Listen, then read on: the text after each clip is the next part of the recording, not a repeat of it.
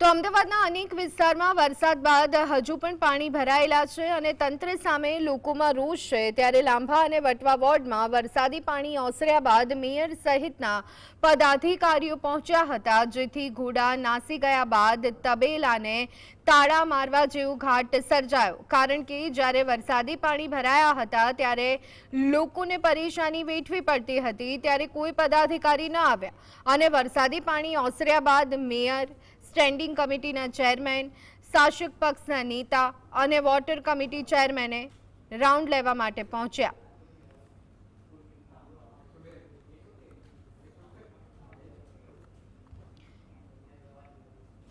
તો આ અંગે વધુ વિગત મેળવી લઈએ। સંવાદદાતા ઝલક અમારી સાથે જોડાઈ ગયા છે। ઝલક, જે રીતની સ્થિતિ લાંભા અને વટવા વોર્ડમાં જોવા મળી રહી છે અને હવે ત્યાં એક પછી એક પદાધિકારીઓ પહોંચી રહ્યા છે, પરંતુ લોકોની સ્થિતિ તો એ જ છે, શું વિગતો? જી, જે વરસાદને જે પાણી ભરાવાની જે સમસ્યા છે તે સમસ્યાને કારણે જે ગઈકાલે લોકોએ હાલાકીનો સામનો કર્યો, ત્યારે જો લોકોના રોષને જોતા આજે જે અમદાવાદ મહાનગરપાલિકાના જે મેયર છે, શહેરના મેયર, સ્ટેન્ડિંગ કમિટી ચેરમેન, શાસક પક્ષના નેતા સહિત જે અધિકારીઓ અને પદાધિકારીઓ છે તે લાંભા અને જે વટવા વોર્ડની છે તે મુલાકાત લીધી હતી।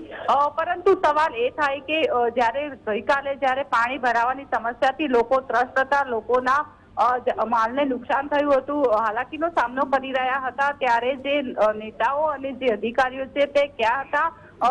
લોકોના રોષને જોતા જે અધિકારીઓ અને જે નેતાઓ છે તેઓને આજે વિઝિટ લેવાની ફરજ પડી હતી અને જે સમસ્યાઓ છે તે સમસ્યાઓ લોકોની સાંભળી હતી અને તેનો નિકાલ લાવવાની છે તે ખાતરી આપી હતી। પરંતુ તંત્ર ની જે કામગીરી છે તે કામગીરી સામે સવાલ ઉભા થાય છે। ઘોડા નાસી ગયા બાદ તબેલાને તાળા મારવા જેવી જે આ છે તે સ્થિતિ જોવા મળી રહી છે।